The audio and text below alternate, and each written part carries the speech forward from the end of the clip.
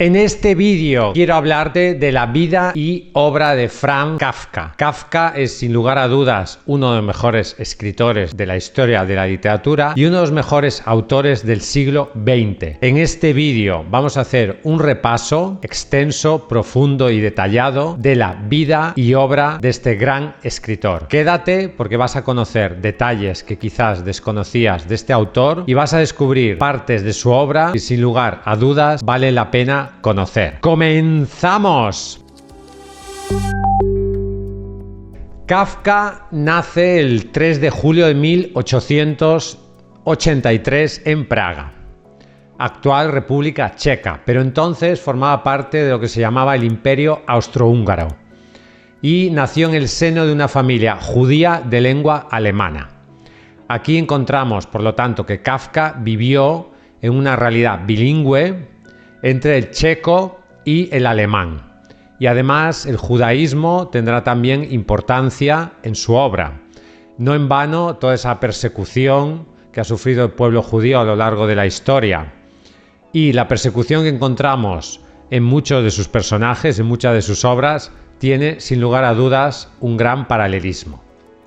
Su padre se llamaba Hermann Kafka y era un comerciante autoritario. Es una figura central en la vida de Kafka porque influyó en muchas de sus obras. Más adelante hablaré más de él porque creo que es un personaje central para entender la obra de Kafka. Su madre se llamaba Julie Lobby y provenía de una familia acomodada y culta. Kafka, por lo tanto, venía de una familia, digamos, de clase media. No eran ricos, pero tampoco eran pobres, era un comerciante y digamos que se ganaban bien la vida, vivían bien, eran gente culta, o sea, no viene de un entorno degradado, sino que viene de un entorno, digamos, de clase media alta.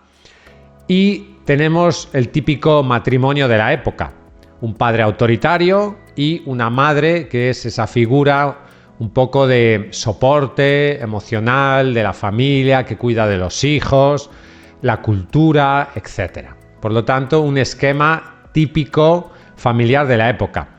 Kafka fue el mayor de 6 hermanos, también el peso de ser hermano mayor, y sus 2 hermanos varones menores fallecieron en la infancia y quedaron sí sus 3 hermanas, Eli, Vali y Olla. Olla será importante en la vida de Kafka porque le cuidará sobre todo en sus últimos años. Por lo tanto, tenemos un padre autoritario, una madre comprensiva y 3 hermanas más pequeñas. Y él el único varón porque sus 2 hermanos fallecieron antes de llegar a adultos. Esto es algo bastante común en esa época porque la mortalidad infantil era mucho más elevada que ahora. Décadas después, sus hermanas morirían durante el Holocausto nazi. Y esta tragedia familiar ocurrió después de la muerte de Kafka. Por lo tanto, no llegó a presenciarla. O sea, Kafka no padeció el nazismo ni la persecución nazi, pero su familia sí.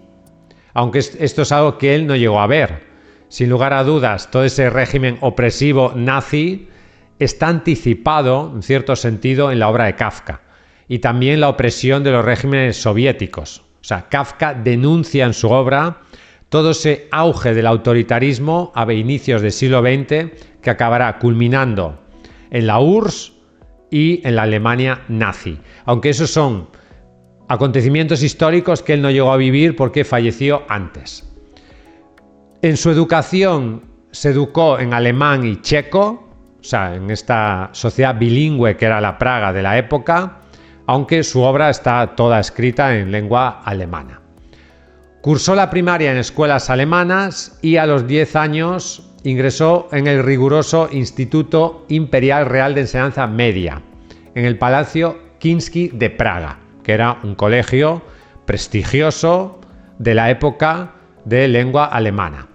Fue un estudiante destacado, o sea, era un niño inteligente y sus calificaciones, sus notas eran superiores a la media. Por lo tanto, tenemos ya un niño que despunta por encima de sus compañeros. En sus años de instituto se volvió un ávido lector, comenzó ya a leer y autores que le influyeron fueron, por ejemplo, Nietzsche y Darwin. y Kafka llegó a simpatizar con ideas socialistas y anticlericales, incluso con el ateísmo, aunque esto es algo que luego abandonaría en la última fase de su vida, donde hay un acercamiento al judaísmo. Por lo tanto, digamos que de joven tiene estos vínculos con círculos socialistas, pero es algo que no acabaría profundizando en ello. Hacia los 14 años parece ser que empieza a escribir algunos escritos que luego destruía por insatisfacción. Pero ya se veía, ya despuntaba un estilo distinto y más maduro que sus compañeros. Pero no tenemos estos primeros textos de un Kafka que era un niño. La relación con su padre fue tensa desde la infancia, fue tensa toda su vida. Era un hombre que en cierto sentido aplastaba al hijo, sometía y dominaba al hijo. Y esto se ve en muchas de las obras de Kafka. Por lo tanto, ese carácter de un padre absolutamente autoritario es clave para entender el pensamiento y la obra de Kafka. Hermann Kafka, que era su padre, tenía una actitud autoritaria e imponía una disciplina estricta. Y la madre tenía un rol, digamos, secundario, dedicado al hogar y el cuidado de los hijos. Este conflicto padre-hijo marcó profundamente la psicología de Kafka y es uno de los temas centrales de su obra. Después de graduarse en el bachillerato en 1901, Kafka ingresa en la Universidad Carolina de Praga. Inicialmente estudió química, pero la abandonó en 2 semanas. Después probó suerte con historia del arte y filología germánica, pero por presión de su padre se matriculó en la Facultad de Derecho. El padre, como en muchas otras ocasiones, le impuso los estudios que tenía que hacer. En la universidad le influyó notablemente el sociólogo Alfred Weber, que es hermano del famoso Max Weber, que es uno de los sociólogos más importantes de la historia. Y este sociólogo, que no es tan conocido como su hermano, dirigió su tesis doctoral. Weber analizaba críticamente la sociedad industrial y sus peligros, algo que encontramos sin lugar a dudas en la obra de Kafka, dejando huella en su visión de la realidad. Kafka obtuvo el doctorado en leyes en 1906, por lo tanto, Kafka, su formación es en Derecho y es doctor en leyes. En su vida estudiantil participó en clubes literarios y de debate alemán. Y luego, en 1905, hay un acontecimiento que es central en la vida de Kafka, que es cuando conoce a Max Brod. Max Brod es clave, porque es su mejor amigo y es el amigo que impidió que la obra de Kafka se destruyera. Y es su albacea literario. Sin Max Brod no conoceríamos la obra de Kafka. Por lo tanto, esta persona tiene una influencia absolutamente clave y vital en la obra y en la vida de este autor. Era un compañero de derecho, un compañero de la universidad y se volvió su amigo más íntimo y su albacea literario. Brod, junto con otros intelectuales, formó lo que se llamaba el Círculo de Praga. Y Kafka, según Brod, era tímido y hablaba poco. Pero sus intervenciones eran profundas y cautivadoras. Digamos que era un personaje gris. O sea, en esas reuniones sociales de intelectuales que se daban en la universidad, Kafka no destacaba. Era un personaje que estaba ahí, todos sabían que era muy inteligente, pero no era uno de los miembros, digamos, destacados. O sea, Kafka no tenía una personalidad deslumbrante, por así decirlo. Y ya desde la universidad Kafka tuvo problemas de salud. Esto es una circunstancia que le acompañó toda su vida. Desde 1905 se vio obligado a visitar sanatorios para, digamos, luchar contra una especie de debilidad física general. O sea, Kafka, por así decirlo, siempre estuvo enfermo, entre comillas, casi toda su vida. No tenía tuberculosis, que es la enfermedad que lo mató, y la contraería años después, pero su constitución física era delicada y necesitaba muchos cuidados. En esa época descubrió el teatro yiddish y en 1911 se quedó fascinado por una compañía teatral yiddish itinerante y durante meses se sumergió en la lengua y literatura yiddish. Esto despertó en Kafka una conexión más profunda con el judaísmo y sus raíces culturales. Digamos que hasta ese momento sí, era judío, pero el judaísmo no había influido en su vida. Y además no era una persona religiosa. O sea, Kafka no es religioso, su familia tampoco, son judíos, pero no son judíos, por así decirlo, religiosos. O sea, la religión no formaba parte de su vida cotidiana. Y parece ser que se hizo vegetariano alrededor de 1911. Y eso, bueno, reflejó una personalidad idealista y preocupada por temas éticos. Ese es un detalle, la verdad, muy interesante. Yo no sabía que Kafka era vegetariano. Lo he averiguado para investigar para este vídeo y me parece un detalle curioso y que dice mucho de la persona. Tras graduarse en la universidad, cumplió un año de servicio obligatorio como pasante sin sueldo en los tribunales civiles y penales de Praga. Por lo tanto, esos escenarios que encontramos en muchas de sus obras, que encontramos, por ejemplo, en El Proceso, o sea, la presencia de la justicia, de esos tribunales opresivos, esos fajos de papeles, etcétera, Kafka lo conoció, porque él, digamos, era abogado y trabajó durante un año en esos tribunales civiles y penales de Praga y por lo tanto conocía muy bien cómo funcionaba el sistema judicial y penitenciario de su época. En 1907 consigue un empleo en una compañía de seguros, pero en 1908 renunció a este trabajo y ese mismo año entra en otra compañía de seguros, la Compañía de Seguros de Accidentes de Trabajo del Reino de Bohemia, donde trabajaría hasta 1922. Entonces, ¿qué es Kafka? Kafka es un burócrata. Kafka es un empleado de una compañía de seguros.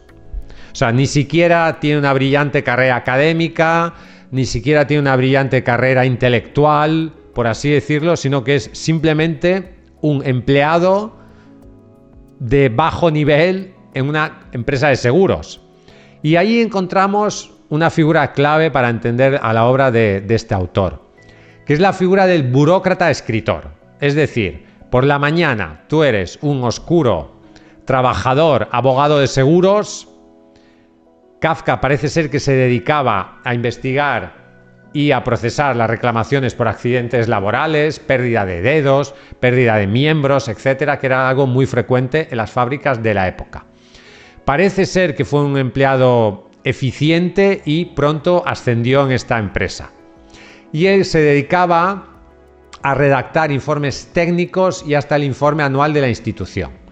Trabajaba hasta las 2 de la tarde y eso le dejaba las tardes libres para escribir. Por lo tanto, por la mañana, digamos de 8 a 2, era un empleado oscuro y a partir de las 2 de la tarde que tenía ese tiempo libre, pues se dedicaba a escribir. Esto es lo que se llama un trabajo para el pan, en alemán Brotberuf, es decir, un trabajo para comer. Necesitaba vivir de algo y, bueno, se metió ahí, por así decirlo, en esa empresa de seguros, aunque su verdadera vocación era la literatura. La experiencia con la burocracia y el trato con situaciones absurdas en la administración influirían muchísimo en sus obras, donde a menudo retrata sistemas burocráticos opresivos que él mismo conoció en su práctica empresarial, en su práctica como funcionario, como empleado en esta empresa de seguros. En 1911, Kafka funda con su cuñado, Karl Hermann, una fábrica de asbesto en Praga. Al inicio, Kafka se involucró activamente y puso empeño en el negocio, pero pronto resentiría que las ocupaciones empresariales invadían su tiempo de escritura. Y aquí tenemos esa tensión entre la vida práctica y su deseo de escribir que le causó muchísima frustración. Kafka, como muchísimos otros escritores, hubiera sido feliz dedicándose únicamente a escribir.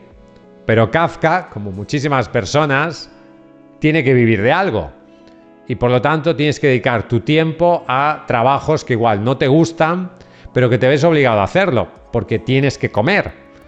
Una empresa de seguros, montar una compañía de asbesto, evidentemente esto no era la vocación ni el sueño de su vida, y probablemente no sea el sueño y la vocación de nadie, pero los escritores a no ser que seas rico o de una familia adinerada o tengas muchísimo éxito con tu obra literaria, algo que es difícil que suceda, pues tienen que trabajar de otra cosa.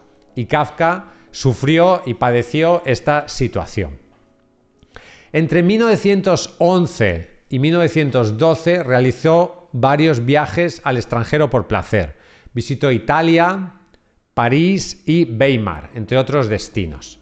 Estos viajes le dieron una perspectiva del mundo fuera de Praga, conoce el mundo fuera de Praga, pero siempre tenía que regresar a su ciudad natal y a su rutina laboral y familiar. Por cierto, espero que te esté gustando este vídeo. Si además de escribir o de leer o de interesarte por escritores como Kafka te gusta escribir, que sepas que te regalo mi libro Escritor de éxito en la descripción de este vídeo y en el comentario fijado.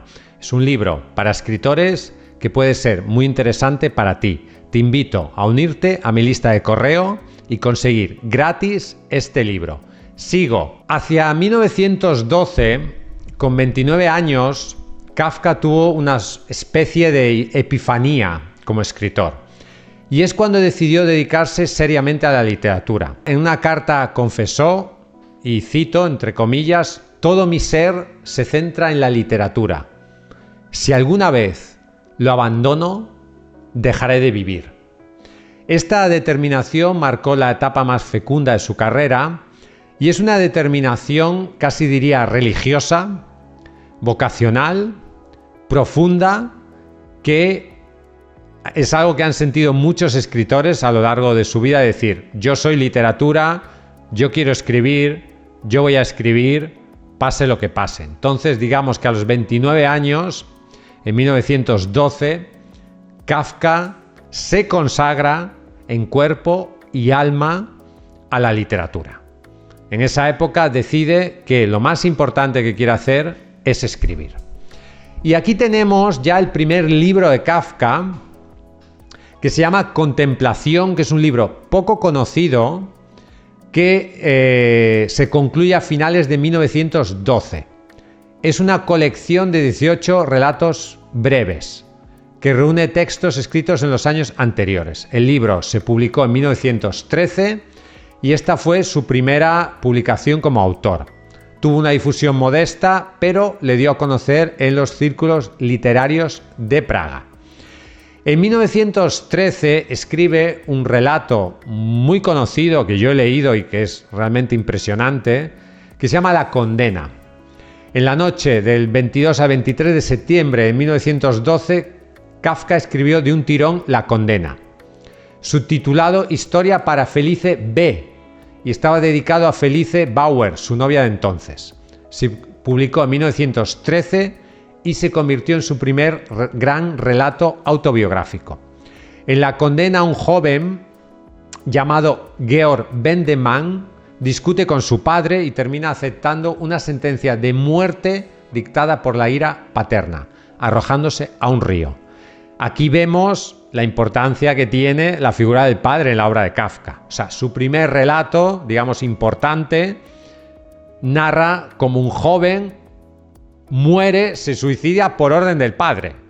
Porque Kafka, entiendo yo, sentía que el padre lo estaba matando, lo estaba asesinando, imponiéndole unos valores o un estilo de vida que él no quería seguir. Y esa opresión del padre se ve reflejada en este maravilloso y magnífico retrato.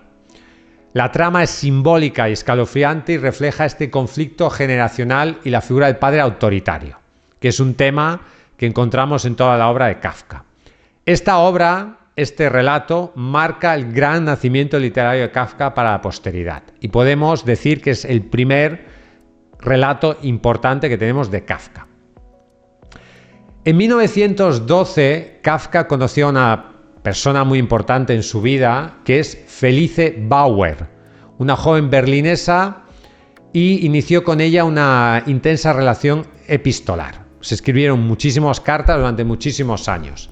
Se comprometieron en 1914, rompieron poco después, volvieron a comprometerse en 1917 y finalmente cancelaron la boda. Kafka nunca llegaría a casarse.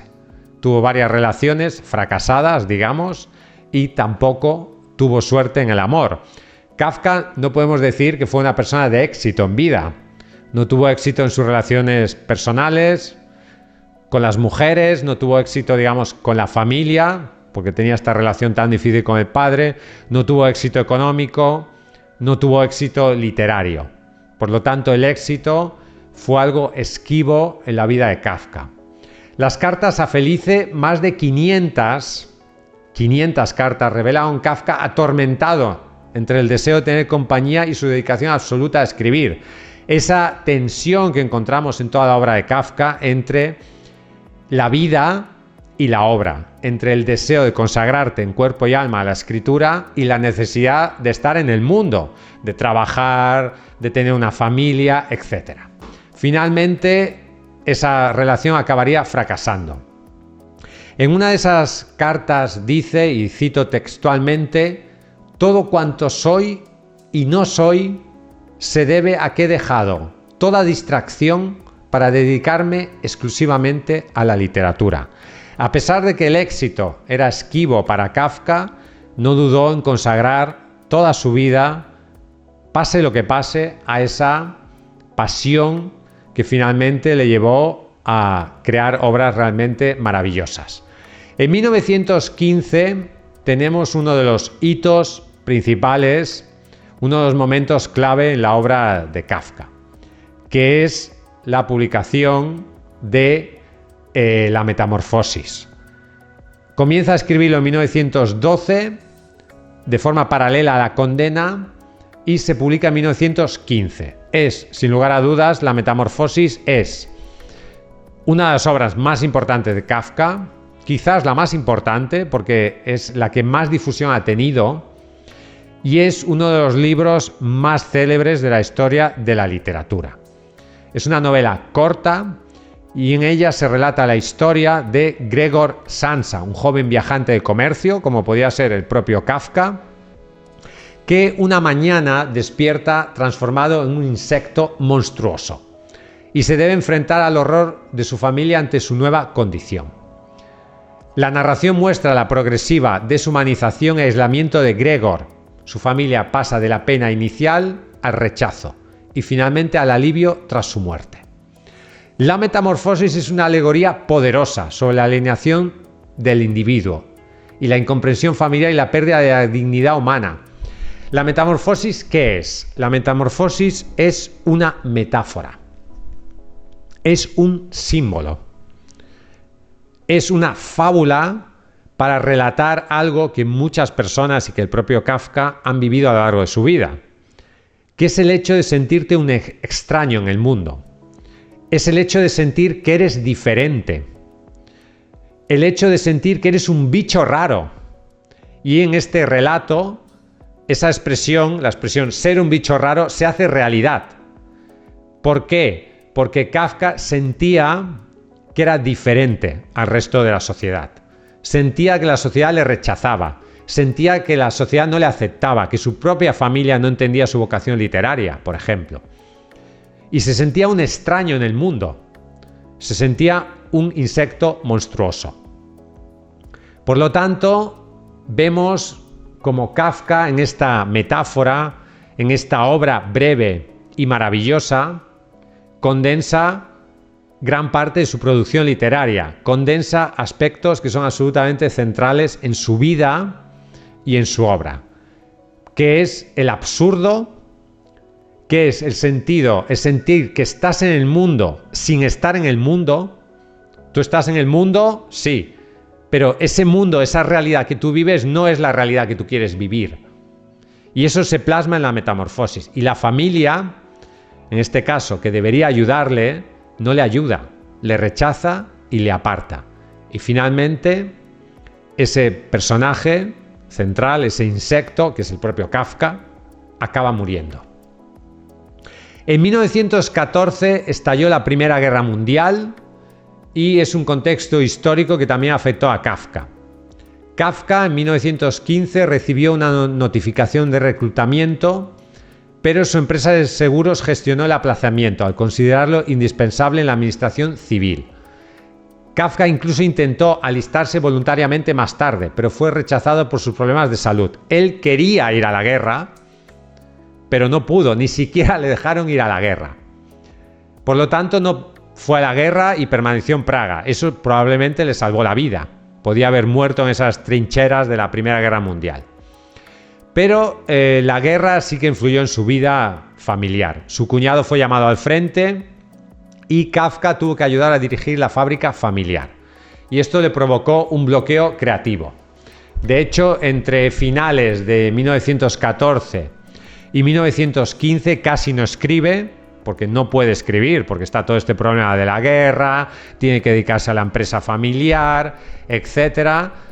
Su cuñado no está y eso le bloquea a nivel creativo.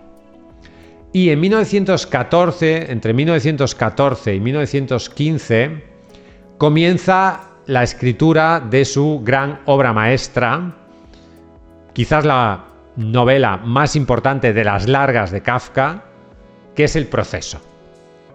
La comienza en el verano de 1914 y entre agosto del 14 y enero del 15 escribió varios capítulos, aunque quedaría inconclusa. Es una novela inconclusa. Y únicamente se publicaría después de su muerte, en 1925, editada por Max Brod. Por lo tanto, esta novela, increíble, maravillosa, con una escritura densa. A mí me fascina personalmente la prosa de Kafka por la densidad que tiene. Tiene una densidad conceptual, tiene una densidad de estilo. No es una prosa fácil, pero es una prosa en cierto sentido hipnótica que te atrapa y es un libro que te hace pensar mucho. O sea, ese proceso deshumanizado, esa administración absurda, es algo que, por desgracia, no ha pasado de moda. O sea, El proceso, que es una novela escrita hace más de 100 años, sigue siendo tan actual como el día en que se escribió. Porque esa deshumanización frente a la administración terrible es algo que los seres humanos seguimos viviendo y padeciendo. La historia sigue al empleado bancario, que es Joseph K., que podría ser un alter ego del propio Kafka, que un día es arrestado sin explicarle el motivo, no sabemos por qué, y sometido a un juicio kafkiano, un procedimiento opaco, interminable y absurdo. Esto es algo muy habitual, por ejemplo, en la época de Kafka. Estamos hablando, no sé, régimen soviético que vino después de su muerte, o otros regímenes autoritarios donde una persona podía ser detenida, arrestada sin saber muy bien por qué y estar condenada en un procedimiento sin garantías, absurdo, interminable, con una burocracia que te aplasta. Joseph K. intenta defenderse entre autoridades inalcanzables y burocracias laberínticas, sin saber nunca de qué se le acusa. O sea, nunca en ningún momento sabemos por qué ha sido acusado. La novela crea un clima angustiante y es lo que de ahí nace ese adjetivo kafkiano. Un clima kafkiano, absurdo, angustioso, opresivo, donde el ciudadano frente al Estado, frente a la ley, es aplastado. Los temas centrales del proceso son la impotencia del individuo frente a un sistema judicial deshumanizado y la culpa indefinida y la imposibilidad de defenderte. La frase inicial del libro es icónica. Cito: alguien tuvo que haber calumniado a Joseph K., pues sin haber hecho nada malo, una mañana fue detenido. Y así comienza una de las obras fundamentales del siglo XX. Es una pesadilla burocrática hecha una obra maestra de la que podemos disfrutar a día de hoy y que sigue siendo absolutamente actual. En octubre de 1914, mientras hacía una pausa en la escritura del proceso, Kafka escribió el cuento llamado En la colonia penitenciaria. Este es un cuento que yo había leído hace años, pero que he tenido la ocasión de hace muy pocas semanas de escucharlo en audiolibro. Iba en coche y tenía una hora libre y puse el audiolibro del cuento y la verdad me impresionó muchísimo. Este relato no se publicó hasta 1919 y cuenta la historia de un viajero que viaja a una remota colonia penal, donde presencia una ejecución atroz a través de una máquina ideada para escribir la sentencia en la piel del condenado con agujas hasta causarle la muerte. O sea, la máquina simboliza la opresión del Estado, simboliza la tiranía de la ley y del Estado opresor que actúa de esta manera tan cruel y tan inhumana con el condenado. El viajero observa horrorizado el fanatismo del oficial encargado y la indiferencia de la víctima. Este cuento expone con crudeza la crueldad del sistema de justicia y del aparato burocrático militar inhumano. Se cuenta, y yo no sé si esto es cierto, pero que cuando Kafka leyó en la colonia penitenciaria en público en 1916, algunos asistentes se desmayaron por la brutalidad descrita. La recepción inicial fue adversa, pero hoy se considera una de sus narraciones más impactantes y simbólicas de la violencia del poder. Ahí tenemos una metáfora también, un símbolo de cómo el poder opresor aplasta al individuo. Si no conoces este relato, realmente te invito a leerlo o a escucharlo porque vale la pena. Durante la guerra, Kafka vivió con su familia en Praga. Y en 1917 ocurrió un punto de inflexión en su vida. En agosto escupió sangre por primera vez y fue diagnosticado de tuberculosis pulmonar, que es la enfermedad que le llevaría a la muerte. En ese momento tenía 34 años. La enfermedad forzó su retiro parcial del trabajo y rompió su segundo compromiso formal con Felice Bauer a finales del 17. Por lo tanto, Kafka realmente con 34 años está ya gravemente enfermo de tuberculosis. Desde ese momento Kafka entra y sale de sanatorios y especialmente con el apoyo de su familia, sobre todo su hermana Olla. Pese a su enfermedad, Kafka no dejó de escribir, pero sus ritmos creativos cambiaron y su visión de la vida se volvió más introspectiva y oscura. En 1918, tras el fin de la guerra, la compañía de seguros otorgó a Kafka una pensión por enfermedad debido a la tuberculosis y digamos que lo jubilan. Kafka se retira por enfermedad. Ya sin trabajo fijo, pudo dedicarse más a escribir, aunque su salud fluctuaba y a veces se encontraba bien o a veces se encontraba mal. Durante esa época vivió en casas de salud rurales buscando alivio, pero en vano. La República de Checoslovaquia nace ese año y transforma el contexto de Praga. Kafka se convierte en ciudadano checoslovaco. Antes era ciudadano del Imperio Austrohúngaro, aunque él seguía escribiendo en alemán. Su idioma natal, su idioma de escritura, siempre fue el alemán. Y en 1920 aparece en su vida una mujer que tiene gran influencia en estos últimos años, que es Milena Jeszenka, que es una periodista y traductora checa que admiraba su obra. Se escribieron apasionadas cartas, de hecho hay por ahí libros que son cartas a Milena de Kafka, y ella tradujo algunos de los relatos de Kafka al checo. La primera traducción de Kafka a un idioma extranjero es el relato El fogonero, que fue obra de Milena al checo. Pero Milena estaba casada con otro hombre y entre ellos, por lo tanto, surgió un amor imposible.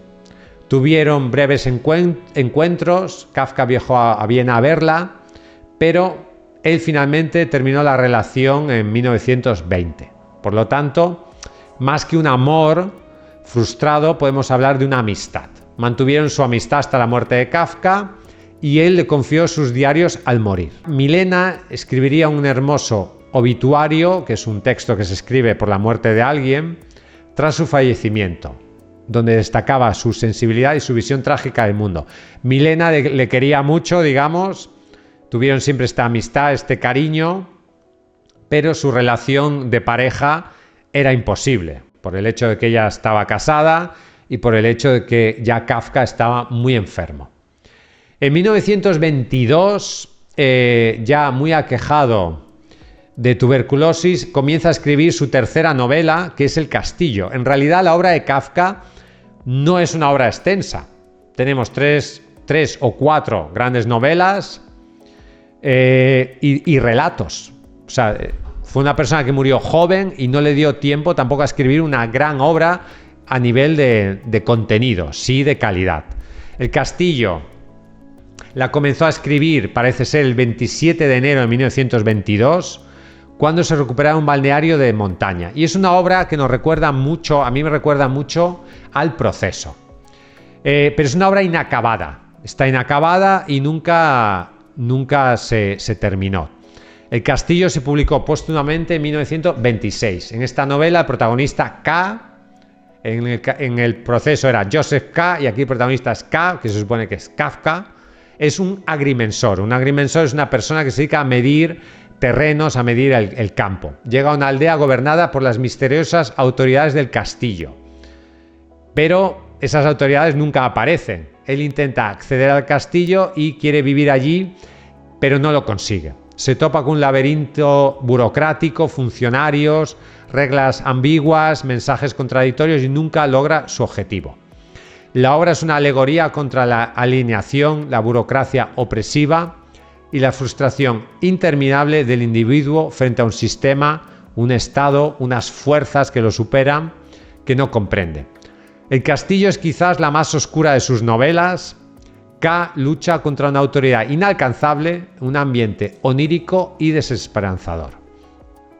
Kafka sugirió a Brod posibles finales, por ejemplo, que K moría en la aldea y desde el castillo le notificarían en su lecho de muerte un veredicto ambiguo, pero nada definitivo.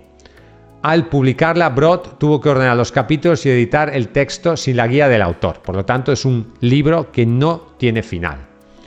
En 1919, en paralelo a sus novelas y cartas, Kafka siguió escribiendo relatos. En 1919 reunió 14 de ellos en un libro titulado Un médico rural, que es uno de los relatos incluidos en este libro. Son cuentos breves, surrealistas o oníricos, que él mismo llamó pequeñas pesadillas. En este libro hay textos notables como Un informe para una academia, sobre un simio que aprende a imitar a los humanos, y Un médico rural, que es el texto que da título al libro y que narra la experiencia delirante de un médico en una noche de tormenta. Esta colección de relatos consolidó el estilo de Kafka en la narrativa corta. Situaciones absurdas, simbolismo y la sensación de angustia y desconcierto ante lo inexplicable. En 1919, Kafka escribe un texto que es difícil de calificar, que se ha publicado como Carta al Padre, y que es una carta de 100 páginas escrita por Kafka y dirigida a su padre, Hermann Kafka.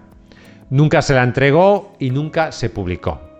En ella, Kafka analiza con lucidez y dolor su educación rígida, el miedo y el resentimiento hacia la figura paterna, así como su propia personalidad insegura. Declaró en esta carta que el autoritarismo de su padre, y cito textualmente, actuó en mi vida como un peso que me impidió respirar. Kafka tuvo que vivir casi toda su vida, por así decirlo, con el pie de su padre en el pecho, que no le permitía respirar ni vivir.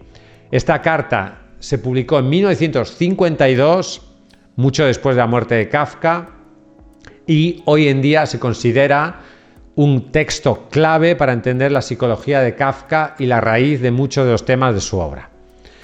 En 1923, Kafka buscó alejarse de la influencia familiar y pasó un verano en una colonia judía de vacaciones en Múrich, que está junto al mar Báltico. Y allí conoció a Dora Diamant, una joven de 25 años, hija de judíos ortodoxos, que huía de la represión en su pueblo natal. Dora se convirtió en su último gran amor y compañera. Kafka, esperanzado, se mudó con Dora a Berlín a finales de 1923, deseando vivir independientemente y volcarse en la escritura con su apoyo. Pero su salud ya estaba muy deteriorada. Esta etapa berlinesa fue feliz en lo emocional, pero dura a nivel ya de la enfermedad que le estaba consumiendo. Dora incentivó su interés por el judaísmo e incluso pensaron juntos emigrar a Palestina, algo que nunca llegaría a pasar. A inicios de 1924, Kafka aún pudo ver publicada en vida su última colección de relatos, que estaba titulada con el título de Un artista del hambre, que es un relato que también he tenido la suerte de escuchar recientemente y que me impresionó por la crudeza y la fuerza que tiene este relato. Este libro reúne 4 cuentos escritos entre 1922 y 1923. En Un artista del hambre se describe a un hombre que realiza ayunos públicos como espectáculo, pero que cada vez es menos valorado por el público hasta que literalmente se consume. Es una parábola sobre el sacrificio artístico que el propio Kafka vivió, porque su vida fue toda una vida sacrificada a la literatura, y la incomprensión del arte por la sociedad y la obsesión autodestructiva, temas que sin lugar a dudas conectan mucho con la vida de Kafka. Irónicamente, Kafka corregía las pruebas de este relato mientras agonizaba, prácticamente escribiéndolo en su lecho de muerte. Esta colección de cuentos incluye también otros relatos destacables como Josefina la cantora o El pueblo de los ratones, La madriguera y Investigaciones de un perro, un relato filosófico cuestionando su existencia. Son textos alegóricos, lo que podríamos llamar como crepusculares, porque ya son el fin de su obra y de su vida, y cierran de manera absolutamente notable la producción kafkiana.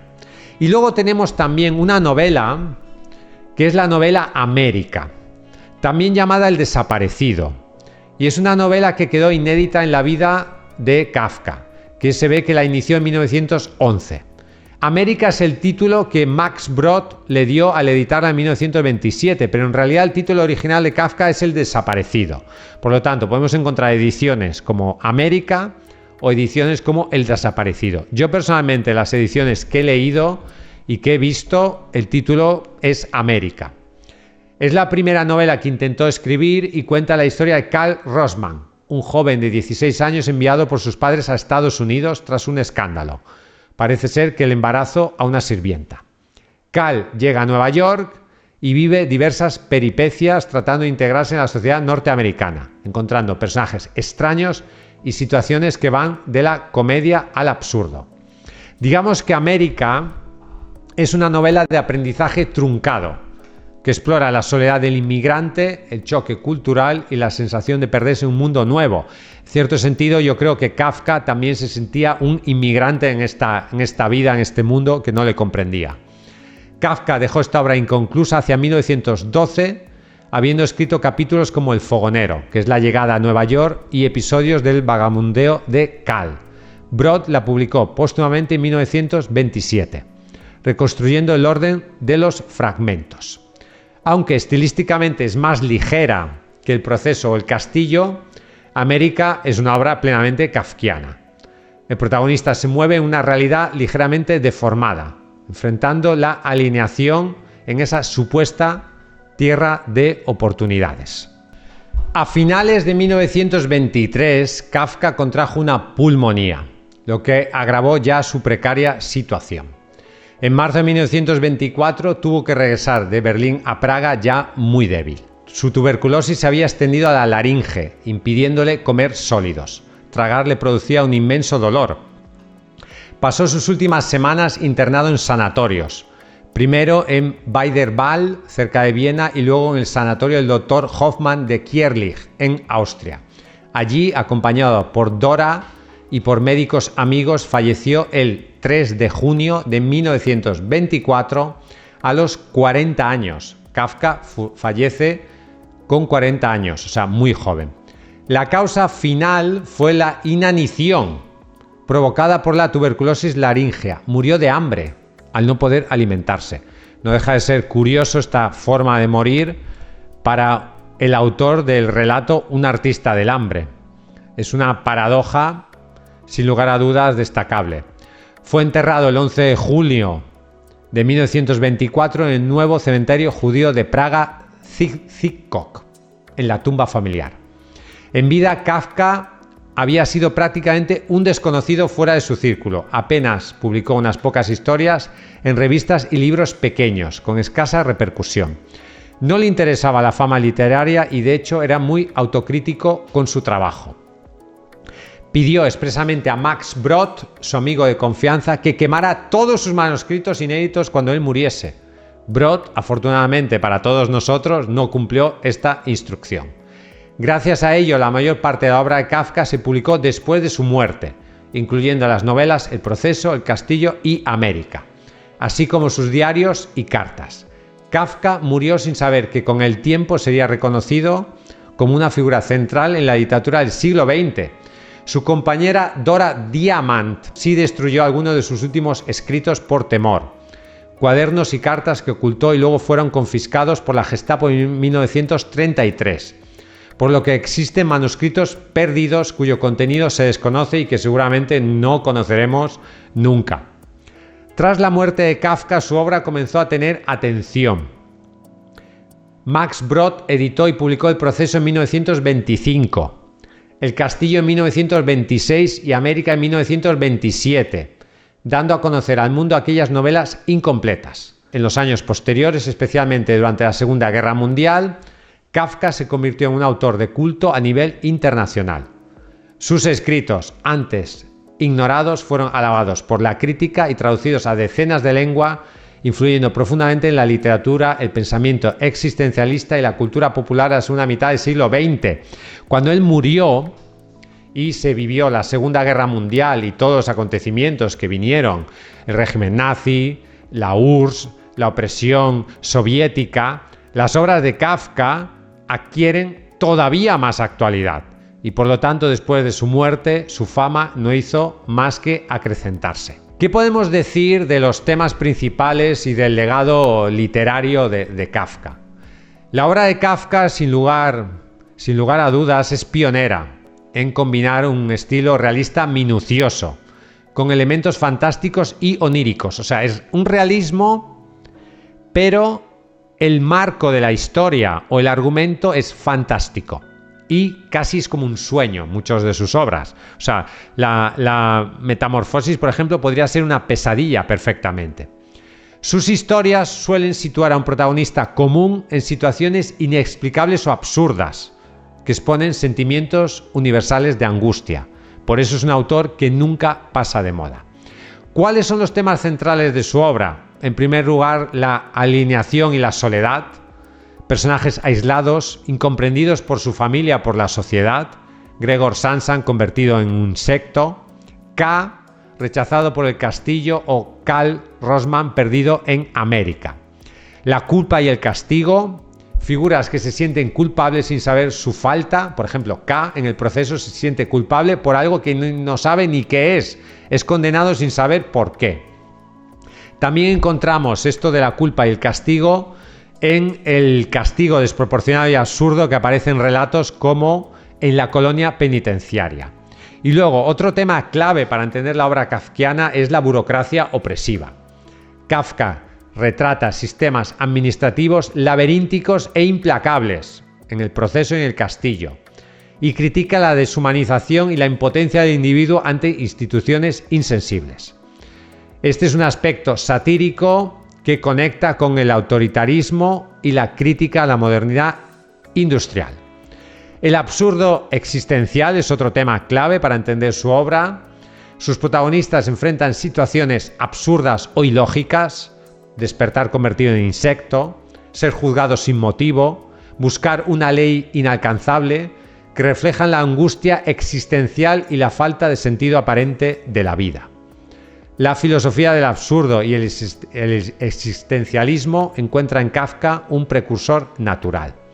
Otro tema clave para entender su obra es el conflicto entre el padre y el hijo y la autoridad.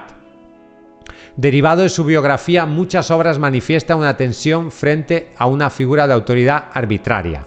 Padres tiránicos o figuras autoritarias, el padre de la condena, el oficial en la colonia penitenciaria o los funcionarios anónimos que encontramos en el proceso, simbolizan la opresión. Kafka declaró que toda su obra provenía de las misteriosas exigencias de la figura paterna que él sufrió. Otro tema básico de su obra es la transformación y la deshumanización. La metamorfosis física de Gregor en insecto o psicológica es clave en la comprensión de su obra. También la cosificación y la animalización del ser humano son técnicas que encontramos en muchos de los relatos de Kafka. Por lo tanto, Kafka escribía en un alemán claro y preciso. casi burocrático en ocasiones, que contrastaba irónicamente con lo fantástico de sus tramas. Usaba narradores objetivos en tercera persona que relatan con tono sereno incluso las situaciones más surrealistas. La ausencia de explicaciones y la lógica interna, aunque absurda, de sus mundos dan al lector la sensación de entrar en una pesadilla como si fuera algo cotidiano. Este estilo ha desafiado múltiples interpretaciones. Sus textos se pueden interpretar desde un punto de vista psicológico, político, religioso, existencial, pero en la obra de Kafka no encontramos una moraleja. No es un autor moralista, no lo es. Es un autor que realmente lo que busca es mostrar el absurdo, pero no tanto lo que está bien o lo que está mal, sino simplemente muestra los padecimientos de las personas frente a esos sistemas opresores. El término kafkiano ha dejado una poderosa huella en la cultura y se ha convertido en un adjetivo que evoca situaciones insólitas, absurdas y angustiantes. Lo kafkiano es lo absurdo y lo que no se puede explicar. Un entorno kafkiano típico es una burocracia incomprensible, opresión sin rostro, falta de lógica y sentimiento de pesadilla en la vida. Por ejemplo, una persona atrapada en trámites interminables o en juicios que nunca se acaba o en reglas ilógicas que no puede entender está viviendo una situación kafkiana. Este término trasciende la literatura y se ha convertido en un icono de la cultura y de la lengua a nivel mundial.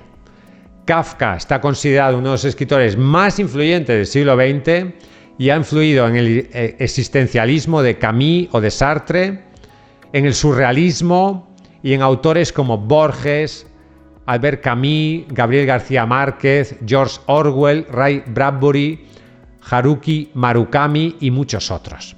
Sus novelas, como El proceso y El castillo, figuran entre las más importantes del siglo XX. Incluso críticos como Harold Bloom han llegado a afirmar que el siglo XX es el siglo de Kafka y su estilo sigue siendo único e inimitable. Se han hecho múltiples adaptaciones de sus obras. Por ejemplo, el director Orson Welles llevó El proceso a la gran pantalla en 1962 en una célebre película protagonizada por Anthony Perkins, que es el actor de Psicosis, que yo te invito a ver. Y en 1997 Michael Haneke hizo una versión del Castillo para televisión. La Metamorfosis también ha tenido múltiples adaptaciones teatrales y cinematográficas, incluso a nivel de cómic y de otros muchos medios audiovisuales. Incluso la vida de Kafka ha inspirado películas. Hay una película de 1991 de Steven Soderbergh y hay series de televisión. Estas series interpretan de manera libre la vida de Kafka. Kafka, por lo tanto, ha dejado un legado literario invaluable, nunca buscó la fama y murió creyendo que sus obras desaparecerían con él, pero ocurrió todo lo contrario. Su voz singular resuena hoy más que nunca. Praga, su ciudad natal, le rinde homenaje con museos y estatuas. Hay una famosa escultura de su figura cabalgando a hombros de un gigante sin cabeza, simbolizando la carga de su imaginación. La literatura de Kafka es, sin lugar a dudas, una de las literaturas más sugerentes, más atrayentes y más impactantes que puede leer cualquier persona. Es un autor inmortal, es un autor eterno, es un autor que nunca pasa de moda. Te invito a leer su obra, te invito a leer sus libros, porque, sin lugar a dudas, es un autor absolutamente fundamental. Ya sabes que si quieres publicar tu libro en editorial Letra Minúscula, podemos ayudarte, queremos ayudarte. Escríbenos a contacto@letraminúscula.com, visita nuestra página web letraminúscula.com. Hasta un próximo vídeo y vive tu sueño de ser escritor. Déjame un comentario y suscríbete al canal si no estás suscrito. Suscríbete ya si quieres ver más vídeos como este. Un saludo y hasta el próximo vídeo.